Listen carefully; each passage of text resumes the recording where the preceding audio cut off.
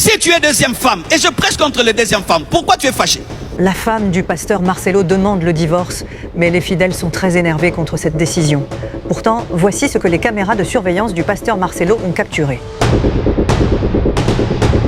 Attendez, vous n'avez encore rien vu. Jusqu'ici, rien ne va vous choquer, car ce que vous allez découvrir par la suite va totalement vous laisser sans voix. Posez-vous la question, quelle femme pourrait voir la fortune du pasteur Marcelo et demander malgré tout le divorce? Cette maison cache de nombreux mystères. La nouvelle femme du pasteur se plaint des créatures mystérieuses qu'elle découvre à chaque fois. Mais que se passe-t-il réellement? Est-ce une façon de trouver un argument afin que son divorce soit accepté par les fidèles?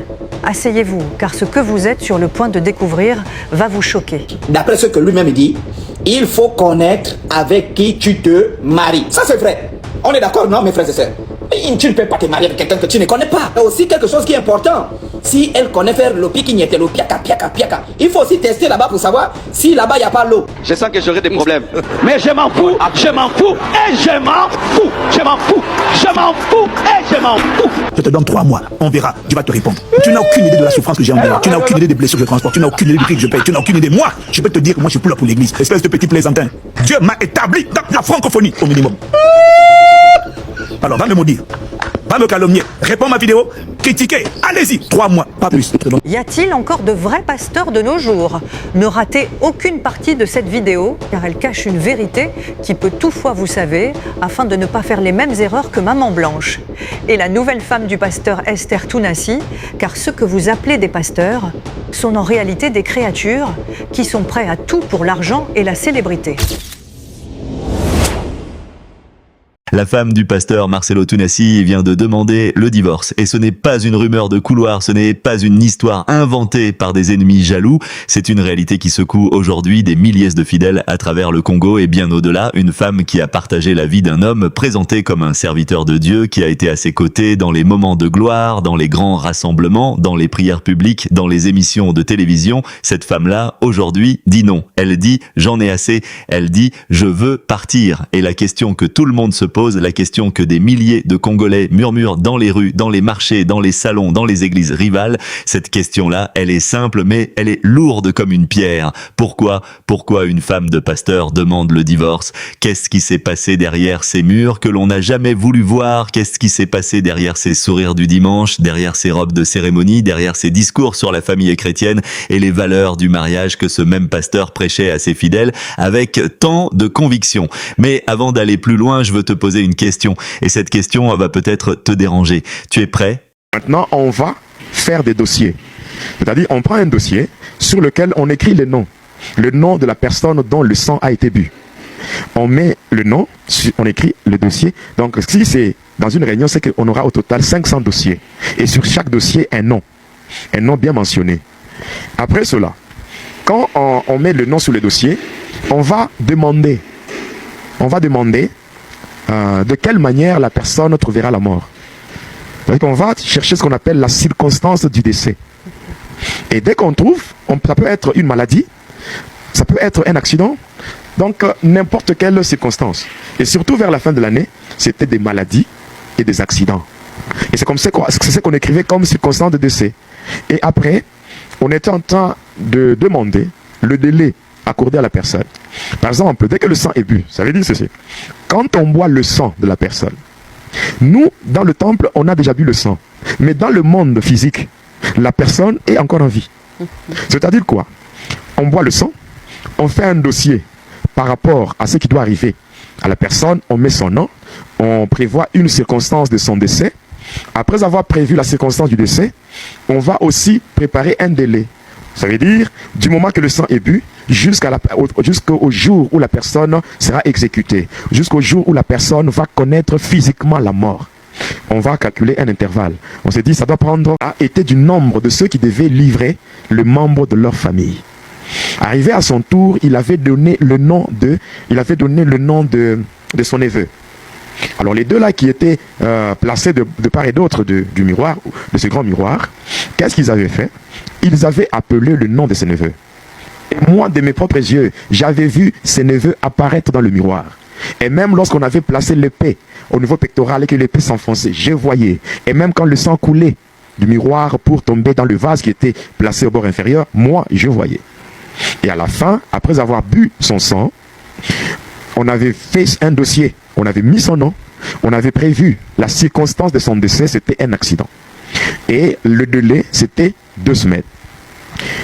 Après, lorsque moi, j'avais quitté l'Inde pour entrer à Likasi, quand j'étais arrivé, ces neveux-là, qui étaient livrés par son oncle, je l'avais trouvé en vie. Il marchait normalement. Il ne se doutait de rien. Parce que lui ne savait pas ce qui était déjà fait. C'est comme ça qu'aujourd'hui, on sait ce qui a été planifié dans le monde de ténèbres. Déjà, je commence par ce qui se fait dans des loges. Parce que quand j'ai servi le diable, j'étais le secrétaire de Lucifer dans le temple de Daïl. Et ce temple-là se trouve en Inde. Ça, c'est lorsqu'on partait dans des loges pour de grandes réunions. Quand le diable pouvait donner des instructions aux différents temples. Parce que dans le monde entier, Lucifer, Satan, qu'on appelle le diable, il n'a que 3 temples. Le premier temple, c'est celui qu'on trouve au niveau de la Grande-Bretagne, dans le sous-sol. Ce temple-là est géré par le gouverneur de Satan. C'est là où toutes les activités liées aux églises de Satan ainsi que les sectes pernicieuses, c'est là où on contrôle cela, à partir de la Grande-Bretagne. Le deuxième temple se trouve au fond de l'eau. Donc au croisement des océans, océan Indien et l'océan Pacifique, là-bas, il y a le deuxième temple de Lucifer. C'est là où le diable Satan organise des réunions avec les satanistes du monde entier. Après cela, il y a le 3e temple qui est dirigé par le premier ministre de Satan. Ça se trouve en Inde. Et c'est là souvent quand on partait par rapport à de grandes réunions. Parce que ce que vous devez savoir, chez les humains ici, vers la fin de l'année, il y a 2 grandes festivités. Est-ce que tu sais vraiment qui tu suis? Est-ce que tu sais vraiment à qui tu donnes ton argent, ton temps, ta confiance et parfois même ta vie? Parce que ce que tu vas découvrir dans cette vidéo sur le pasteur Marcelo Tounassi va changer ta manière de voir les choses. Pas dans quelques semaines, aujourd'hui, maintenant. Et si tu penses que tu connais déjà toute l'histoire, attends de voir ce qui va suivre. Attends de voir ce que sa propre femme, celle qui était à ses côtés, a finalement décidé de dire par ses actes. Parce que parfois, une femme qui demande le divorce, c'est la vérité la plus criante qui reste quand les mots ne suffisent plus. Reprenons les faits. Le pasteur Marcelo Tounassi est une figure connue dans le monde évangélique congolais. Il a bâti une réputation, il a bâti une communauté, il a bâti des structures, des églises à travers le Congo, des structures à travers le monde, une présence médiatique, une influence sur des milliers de personnes. Pour ses fidèles, c'est un homme de Dieu. Pour ses défenseurs, c'est un prophète, un apôtre, un homme choisi par le Seigneur. Mais pour d'autres, et ces autres sont de plus en plus nombreux, ce pasteur-là, c'est une question ouverte, une question sans réponse claire, un mystère que même les plus proches de lui n'ont jamais réussi à percer complètement. Et au milieu de tout ça, il y a une femme. Sa femme, celle qui sait, celle qui a tout vu de l'intérieur, celle qui a partagé non pas le Marcelo des podiums et des caméras, mais le Marcelo des nuits longues, des silences lourds, des décisions qui ne se prennent jamais à 2. Et aujourd'hui, cette femme-là dit « c'est fini, je ne peux plus, je m'en vais ». Ce n'est pas une décision que l'on prend à la légère quand on est l'épouse d'un pasteur. Ce n'est pas comme rompre une relation ordinaire. Quand tu es la femme d'un homme d'église, tu sais ce que ça coûte de partir. Tu sais que les fidèles vont parler. Tu sais que ta réputation va être attaquée. Tu sais que certains vont dire que c'est toi le problème, que tu n'as pas assez prié, que tu n'as pas assez supporté, que tu n'as pas assez cru. Et pourtant, elle est là, debout, à demander le divorce. Ce choix-là, il ne se fait pas sans raison. Ce choix-là, il ne se fait pas sans souffrance. Ce choix-là, il ne se fait pas sans avoir, pendant longtemps, tenté de comprendre, de tenir, de faire semblant que tout allait bien. Et il y a un moment où une femme décide que la vérité est plus importante que l'image. Et il y a un moment où elle décide que sa vie vaut plus que le titre de femme du pasteur. Mais pourquoi maintenant? Qu'est-ce qui a changé? Qu'est-ce qui a fait basculer les choses? Voilà ce que tu dois savoir avant de continuer à regarder cette vidéo. Et je te préviens, les réponses ne sont pas simples.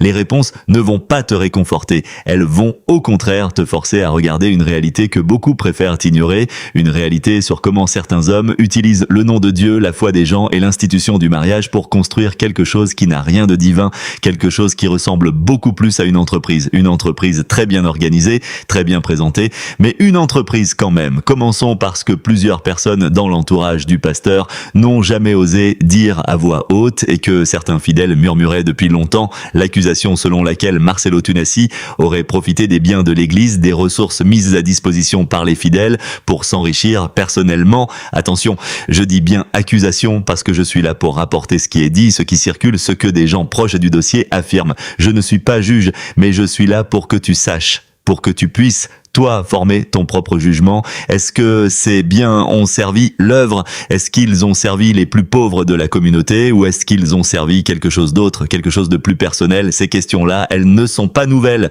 Elles circulent depuis longtemps, mais aujourd'hui, avec la demande de divorce de sa femme, quelque chose a changé, un verrou a sauté et ce que tout le monde disait en chuchotant commence à être dit à voix haute. Ce qui est frappant dans l'histoire de Marcelo Tunasi, c'est la manière dont les choses ont été construites, parce que ce n'est pas quelqu'un qui a démarré avec rien et qui a tout perdu. Non, c'est quelqu'un qui a démarré avec peu et qui, progressivement, au fil des années, a vu sa situation personnelle s'améliorer de manière spectaculaire pendant que ses fidèles, eux, restaient souvent dans les mêmes conditions difficiles.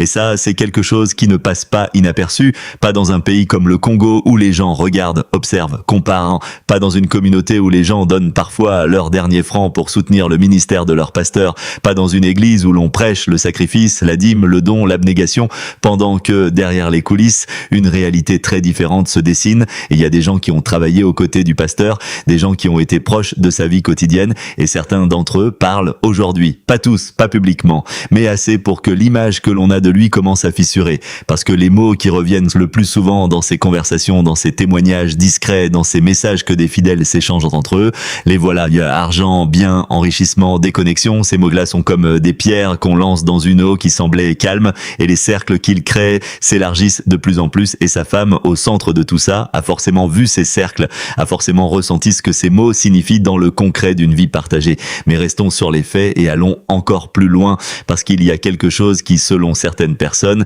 expliquerait beaucoup de choses dans la trajectoire de cet homme, quelque chose dont on parle dans les cercles les plus avertis, quelque chose que ses fidèles les plus dévoués refusent d'entendre, mais que d'autres, ceux qui ont vu, ceux qui ont été témoins de certaines choses, affirment avec insistance. Et cette chose, elle a un nom, elle a plusieurs noms en réalité, mais tous ces noms renvoient à la même réalité, la loge, la franc-maçonnerie, l'appartenance à un système qui n'a rien à voir avec le Dieu que ce pasteur prétend servir. Je t'entends déjà dire encore ces accusations, encore ces théories, et je comprends ta réticence, parce que ce sujet-là est sensible, parce qu'il est souvent utilisé à tort et à travers pour salir des gens qui ne méritent pas d'être salis. Mais voici ce que je te demande, ne ferme pas ton esprit tout de suite, reste avec moi, parce que ce que tu vas entendre dans les minutes qui suivent ne sort pas de nulle part. Ce que tu vas entendre vient de sources proches, de témoignages directs de comportements observés, et d'un contexte qui, quand tu assembles toutes les pièces, dessine une image très particulière, une image que tu ne pourras plus ignorer une fois que tu l'auras vue.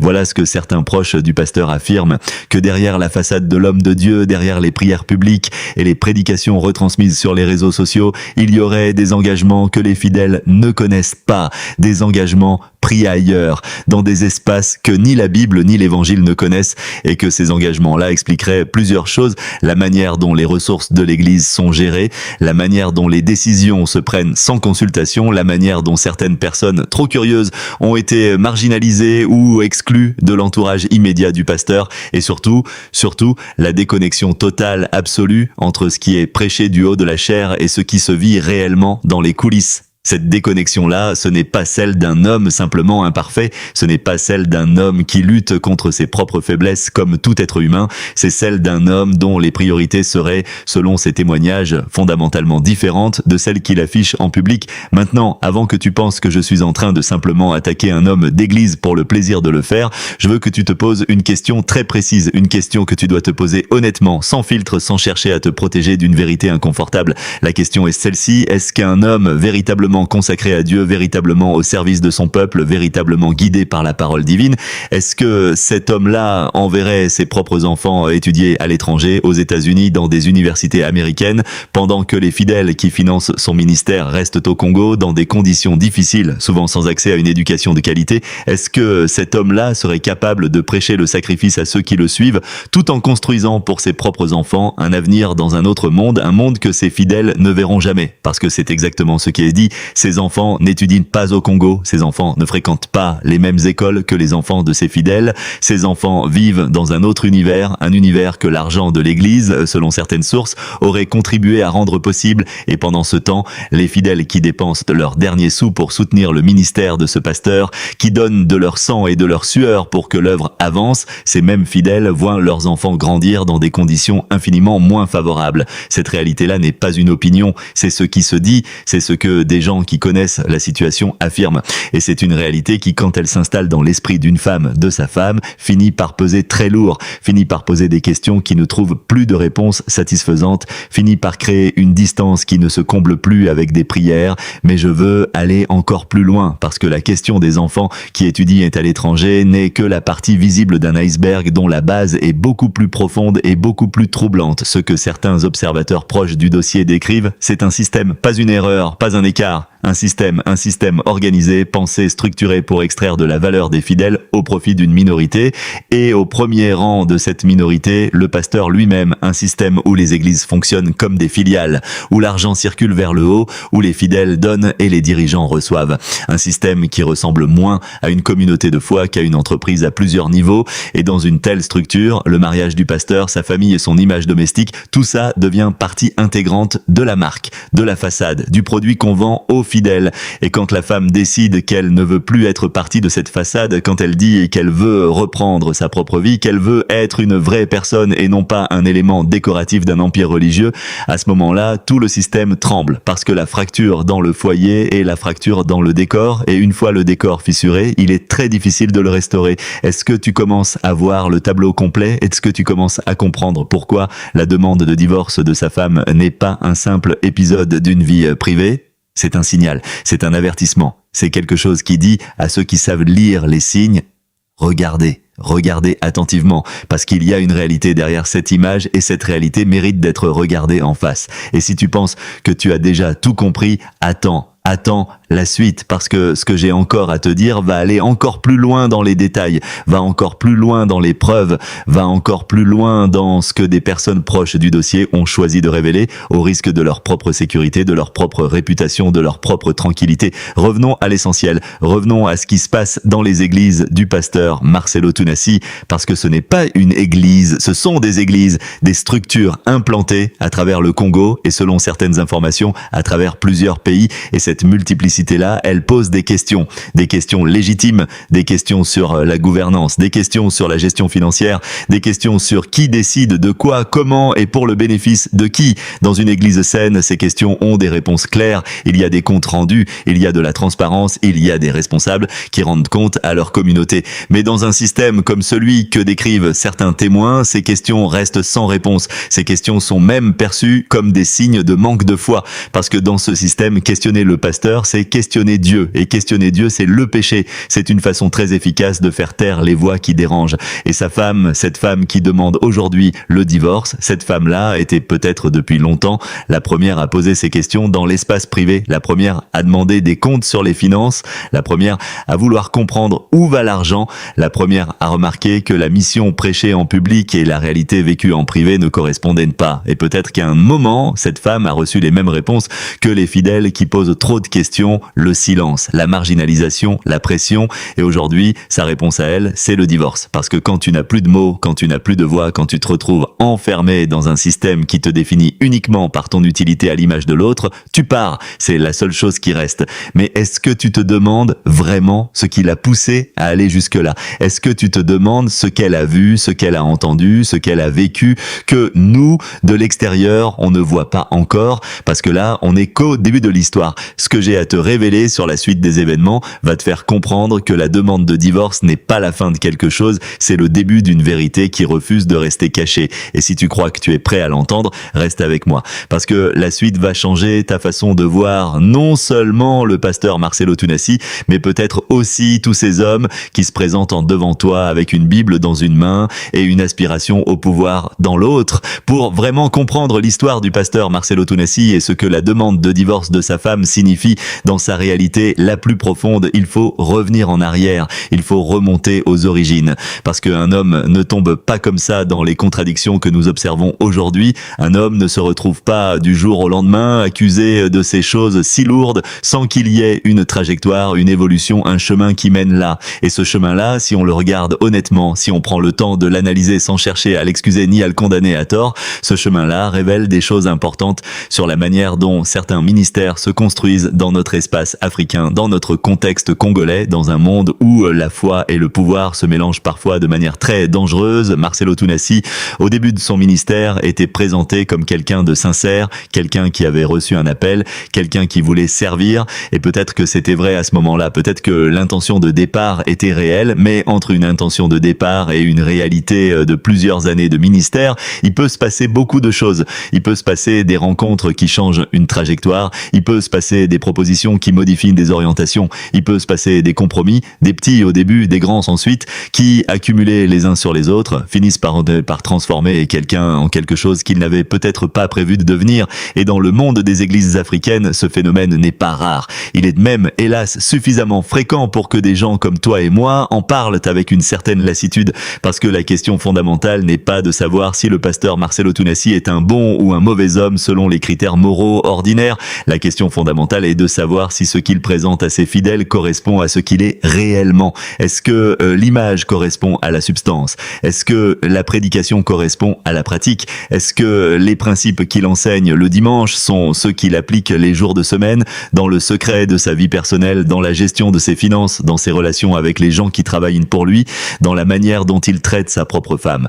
Parce que c'est là que la vérité se trouve, pas dans les grandes conférences, pas dans les retransmissions en direct, pas dans les témoignages arrangés des guérisons miraculeuses. La vérité se trouve dans ce que ceux qui vivent avec lui, qui l'observent de près, qui partagent son quotidien réel, disent de lui quand les caméras sont éteintes. Un environnement de vie que la grande majorité des fidèles qui soutiennent le ministère de leur père ne pourront jamais offrir à leurs propres enfants. Et la question que ces fidèles se posent, la question qu'ils n'osent pas toujours poser à voix haute parce qu'on leur a appris que questionner le pasteur c'est péché, cette question, la voilà. Avec quel argent on envoie des enfants étudier aux États-Unis quand on est censé être un serviteur de Dieu dont le seul patrimoine devrait être spirituel? Avec quel argent on entretient ce niveau de vie-là quand les fidèles de ton église vivent dans des conditions très précaires?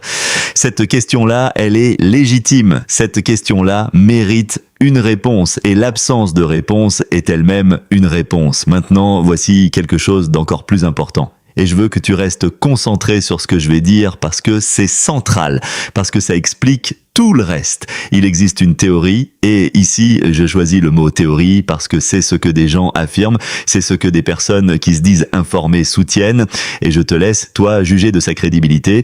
Il existe une théorie selon laquelle le succès rapide, l'enrichissement visible et l'influence croissante de certains pasteurs dans notre espace ne s'expliquent pas uniquement par la bénédiction divine. Selon ces mêmes sources, certains de ces hommes auraient fait le choix d'appartenir à des structures parallèles. Des structures qui ont leur propre rite, leur propre code, leur propre loyauté, des structures qui donnent en échange d'une allégeance. Et cette allégeance, elle a un coût. Elle a un coût sur l'intégrité, elle a un coût sur la famille, elle a un coût sur la femme qui partage ta vie et qui commence à comprendre au fil du temps que quelque chose ne correspond pas, que quelque chose dans la vie de son mari ne s'explique pas uniquement par la grâce de Dieu, que quelque chose a été signé quelque part dans des espaces qu'elle ne connaît pas pour des raisons qu'on ne lui a jamais dites. Et quand une femme arrive à cette compréhension, quand elle assemble les pièces du puzzle et que le tableau qu'elle voit devant elle n'est pas celui du serviteur de Dieu qu'elle a épousé, à ce moment-là, deux choix s'offrent à elle. Soit elle choisit de se taire, de continuer à jouer son rôle, de maintenir la façade pour le bien du ministère et de l'image, soit elle choisit la vérité, sa vérité, et elle demande le divorce. La femme du pasteur Marcelo Tunasi a fait son choix, et ce choix dit signifie quelque chose d'extrêmement important sur ce qu'elle a vu, sur ce qu'elle sait, sur ce qu'elle a vécu, quelque chose que les mots ne peuvent pas toujours exprimer clairement, mais que ce geste radical, courageux et douloureux du divorce dit mieux que n'importe quel discours. Tu dois comprendre ce que signifie être dans le monde des églises africaines en tant que femme de pasteur. Tu dois comprendre la pression sociale, tu dois comprendre le regard de la communauté, tu dois comprendre que pour beaucoup de femmes dans cette position, partir, c'est perdre tout, c'est perdre le statut, c'est perdre la communauté, c'est perdre l'identité que tu as construite pendant des années autour de ce rôle. Certaines femmes restent dans des situations impossibles précisément parce que le coût de partir est trop élevé à leurs yeux, et quand une femme décide quand même de partir, quand elle décide que cette perte-là est moins grave que de continuer à vivre dans ce qu'elle vit, c'est qu'elle a atteint un niveau de souffrance ou de lucidité, ou peut-être les deux ensemble, qui lui a rendu le départ non pas facile mais nécessaire, absolument nécessaire, vitalement nécessaire. Et voilà où ça devient vraiment intéressant, parce que la demande de divorce de sa femme n'est pas juste une tragédie personnelle dans une vie privée, c'est aussi un signal envoyé à toute une communauté de fidèles, un signal que beaucoup ne savent pas encore lire, mais qui est là, clair, visible pour ceux qui ont les yeux ouverts. C'est un signal qui dit, ce que vous voyez de l'extérieur n'est pas la réalité de l'intérieur. Ce que vous croyez connaître de cet homme n'est pas tout ce qu'il y a à connaître. Ce que vous avez accepté de croire parce que c'était plus confortable, plus rassurant, plus simple, ce n'est peut-être pas la vérité complète. Et la vérité complète, vous méritez de la connaître. Vous avez le droit de la connaître, parce que c'est votre argent, c'est votre foi, c'est votre temps, c'est votre vie que vous avez investi dans ce ministère, et vous méritez de savoir dans quoi exactement vous l'avez investi. Je suis journaliste, mon rôle n'est pas de te donner des réponses définitives sur ce qui est bien et ce qui est mal dans la vie d'un homme que je ne connais pas personnellement. Mon rôle est de te donner les informations qui circulent, les témoignages qui existent, les questions qui se posent légitimement, et de te laisser, toi, former ton propre jugement. Mais je vais être honnête avec toi, quand une femme demande le divorce, quand des proches parlent d'un enrichissement personnel suspect, quand des accusateurs citent l'appartenance à des structures occultes, quand des enfants étudient à l'étranger dans des conditions très éloignées du niveau de vie de ceux qui financent leur père, quand tout ça se passe en même temps, dans le même espace, autour du même homme, alors les questions ne sont plus de simples curiosités, elles deviennent des obligations pour la vérité, des obligations pour les fidèles qui ont droit à la transparence, des obligations pour l'institution religieuse qui perd sa crédibilité chaque fois qu'un de ses représentants trahit la confiance de ceux qui lui ont fait confiance. Parce que voilà la vraie question que tu dois te poser, et je veux que tu la gardes dans ta tête jusqu'à la fin de cette vidéo, jusqu'à ce que tu aies entendu tout ce que j'ai encore à te dire. Est-ce que l'église du pasteur Marcelo Tunasi est une communauté de foi, ou est-ce que c'est quelque chose d'autre? Est-ce que c'est une famille spirituelle réunie autour d'une vocation sincère, ou est-ce que c'est, comme certains l'affirment, et ces mots, je les répète parce qu'ils sont importants, une entreprise organisée, structurée, avec des filiales à travers le monde, des flux financiers qui remontent vers le haut, et une image soigneusement entretenue pour garder les clients, c'est-à-dire les fidèles, confiants et généreux. Si c'est une entreprise, alors tout ce que nous observons s'explique parfaitement: l'enrichissement personnel, l'opacité financière, les enfants à l'étranger, l'appartenance possible à des réseaux parallèles qui assurent la protection et l'accès à des ressources, et la femme qui part, la femme qui décide qu'elle ne veut plus être employée dans une entreprise dont elle ne partage plus les valeurs ni la vision. Tout ça s'explique, tout ça devient cohérent, et c'est précisément cette cohérence-là qui est la plus troublante, parce qu'une erreur, ça s'explique par l'humanité, une faiblesse, ça s'explique par la fragilité humaine, mais un système construit, maintenu, optimisé sur plusieurs années, ça ne s'explique pas par l'humanité, ça s'explique par un choix délibéré, un choix qui a des conséquences sur des milliers de personnes, et parmi ces personnes, en premier lieu, sa propre femme. Si tu penses que tu as déjà tout entendu, si tu penses que ce que je viens de te dire représente le fond de l'histoire, tu te trompes. Ce que tu viens d'entendre n'est que le commencement, la suite de cette histoire, la partie que certains proches du dossier hésitaient encore à révéler jusqu'à très récemment, est encore plus révélatrice, encore plus précise, encore plus troublante, et elle va changer définitivement la manière dont tu regardes non seulement cet homme, mais tout le système qui l'a rendu possible. Reste avec moi, parce que la vérité ne s'arrête jamais à mi-chemin. Maintenant que tu as les grandes lignes de ce qui se dit, de ce qui circule, de ce que des personnes proches du dossier affirment, il est temps d'aller plus loin. Il est temps de regarder de plus près le mécanisme, parce que une accusation sans mécanique, c'est du vent. Mais quand tu commences à comprendre comment ça fonctionne, comment ça s'organise, comment des hommes qui portent le titre de pasteur peuvent bâtir des systèmes qui enrichissent encore leur propre famille au détriment de leur communauté, là, tu ne regardes plus de la même manière. Là, les pièces s'assemblent d'une façon qui ne laisse plus beaucoup de place au doute. Parlons des églises du pasteur Marcelo Tunasi, parce qu'il ne s'agit pas d'une église, il s'agit d'un réseau, un réseau de structures implantées dans différentes villes, différentes régions, peut-être différents pays. Et dans ce réseau, il y a des pasteurs locaux, des responsables, des coordinateurs, des gens qui travaillent, qui servent, qui se donnent. Et au sommet de ce réseau, il y a lui, le chef, celui dont l'autorité spirituelle est présentée comme indiscutable, celui dont la vision est supposée venir directement de Dieu et s'imposer à tous sans débat. Et dans cette structure pyramidale, l'argent, les dîmes, les offrandes, les dons spéciaux, les collectes extraordinaires pour les projets de l'Église, cet argent-là remonte, il ne se distribue pas équitablement vers le bas. Il remonte vers le haut, et tout en haut, il y a une personne. Et cette personne, selon plusieurs témoins, en a profité pour construire quelque chose qui n'avait rien à voir avec la mission qu'elle prêchait à ses fidèles. Voilà ce qui est dit. Voilà ce que des personnes qui ont été proches de ces structures affirment. Pas des ennemis déclarés du pasteur, pas des gens qui cherchent à le détruire pour des raisons personnelles, des gens qui l'ont vu de près, des gens qui ont travaillé dans ces églises, des gens qui à un moment de leur parcours ont eu accès à des informations qui les ont profondément troublés et qui aujourd'hui ne peuvent plus se taire. Pas parce qu'ils sont en colère, mais parce qu'ils ont une conscience. Et leur conscience leur dit que les fidèles méritent de savoir, que les gens qui donnent, qui sacrifient, qui croient, mais ces gens méritent la vérité sur l'utilisation de ce qu'ils donnent.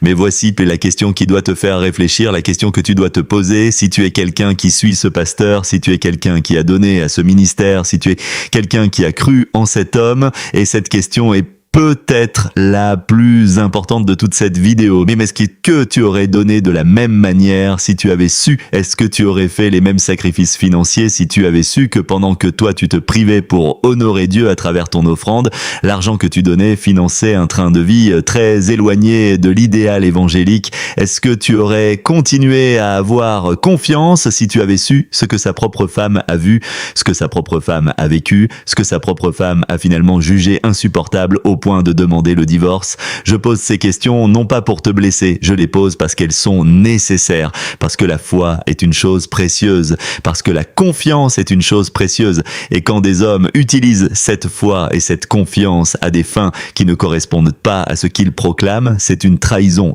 grave, une trahison qui mérite d'être nommée clairement, sans détour, sans faux semblant. Revenons maintenant aux accusations d'appartenance à la franc-maçonnerie, parce que c'est un sujet que les gens écartent trop vite, soit parce qu'ils pensent que c'est une obsession africaine pour les théories du complot, soit parce qu'ils ne veulent pas voir ce que ces accusations impliquent quand elles sont portées par des gens crédibles, proches des faits, avec des éléments précis. Et je veux ici être très rigoureux, je ne dis pas que le pasteur Marcelo Tunasi est franc-maçon. Ce que je dis, c'est que des personnes qui le connaissent bien, qui ont été proches de son environnement, affirment qu'il y aurait des éléments, des comportements, des connexions, des pratiques qui pose des questions légitimes sur les affiliations réelles de cet homme.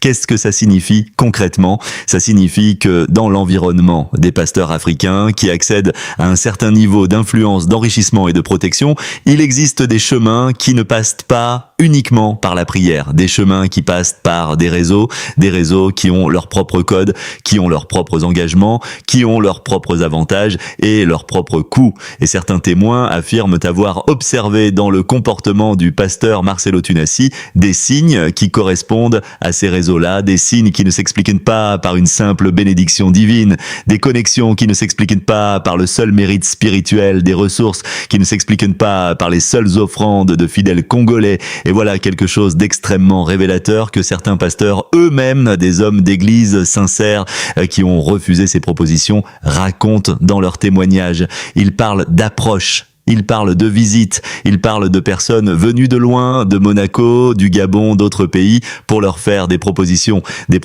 qui avaient l'air de bénédiction, mais qui en réalité avaient un prix sur l'âme, un prix sur l'identité, un prix sur la liberté de prêcher la vérité sans contrainte. Et ces mêmes pasteurs disent que ceux qui ont accepté ces propositions, ceux qui ont dit oui à ces systèmes, ont effectivement connu une ascension rapide, une ascension visible, une ascension que leurs fidèles ont interprétée comme une bénédiction divine, mais qui avait une autre source, une source que la Bible ne reconnaît pas. Est-ce que le pasteur Marcelo Tunasi a dit oui à ce genre de proposition? Je n'ai pas la réponse certaine à cette question. Personne ne peut l'affirmer avec une certitude absolue depuis l'extérieur, mais voilà ce que je sais, voilà ce que je peux te dire avec certitude. Quand une trajectoire s'accélère de manière inexpliquée, quand un enrichissement personnel se produit dans un contexte d'opacité financière, quand des accusations venant de sources multiples et indépendantes convergent vers les mêmes thèmes, quand la propre femme d'un homme, celle qu'il connaît mieux que quiconque, décide de partir. Alors ces éléments-là, ensemble, forment quelque chose. Ils forment un tableau. Et ce tableau, même si chaque pièce prise séparément peut toujours être contestée, dans son ensemble, il dit quelque chose. Il dit quelque chose d'important sur qui est réellement cet homme derrière l'image qu'il projette. Et sa femme a vu ce tableau de l'intérieur, sa femme a vécu dans ce tableau, sa femme a eu accès à ce que nous, de l'extérieur, pouvons seulement tenter d'entrevoir à travers des témoignages et des analyses. Et sa femme a décidé que ce qu'elle voyait était incompatible avec ce qu'elle voulait pour sa vie, incompatible avec ce en quoi elle croyait, incompatible avec la femme qu'elle voulait être. Alors elle est partie, elle demande le divorce, et ce geste, cette décision radicale dans un contexte religieux et social qui la rend extrêmement coûteuse personnellement, ce geste dit plus que tous les discours que tu pourrais entendre sur cet homme. Il dit, derrière le rideau, la réalité n'est pas ce que vous croyez, et je ne veux plus faire semblant qu'elle l'est. Est-ce que tu veux vraiment savoir ce qu'il y a derrière ce rideau? Est-ce que tu es prêt à entendre la suite? Parce que ce que tu viens d'entendre n'est encore qu'une introduction. Ce que j'ai encore à te révéler dans la suite de cette vidéo, les détails précis, les éléments concrets, les témoignages directs, va te donner une image encore plus complète, encore plus précise, encore plus troublante de ce que représente réellement le ministère du pasteur Marcelo Tunasi, et pourquoi la demande de divorce de sa femme est peut-être la chose la plus honnête qui soit sortie de ce ministère depuis très longtemps. Reste, parce que la vérité n'a pas fini de parler.